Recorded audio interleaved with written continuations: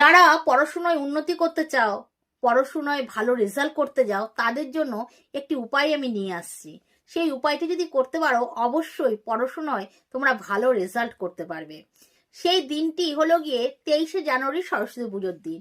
সরস্বতী পুজোর দিন তোমরা কি করো, বই খাতা পেন্সিল সরস্বতী মায়ের শ্রীচরণে সামনে গিয়ে রেখে আসো। তার সাথে সাথে সেই জিনিস রাখার সাথে সাথে আর কিছু জিনিস তোমরা সেই খাতার মধ্যে হোক বইয়ের মধ্যে হোক রেখে দেবে, গোপনে, কাউকে বলবে না। কি রাখবে? একটি হলুদ কাপড়ের টুকরো নেবে, তার মধ্যে একটি পলাশ ফুল, একটি গাঁদা ফুল, এক টুকরো হলুদ। তুমি ওই বইয়ের খাতা খুলে তার মধ্যে আগে তুমি কাপড়টা রাখবে, হলুদ কাপড়টা, তার উপরে ওই জিনিসগুলো রাখবে। রেখে যেমন বই খাতা বন্ধ করে মা সরস্বতীর কাছে রেখে আসবে।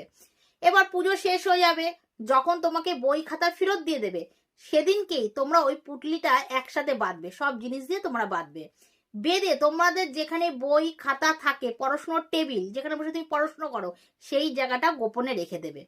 যদি রাখতে পারো, তাহলে তোমার বিদ্যা দেবীর, সরস্বতী দেবীর কৃপা লাভ হবে এবং পড়াশোনায় তোমরা ভালো রেজাল্ট করবে।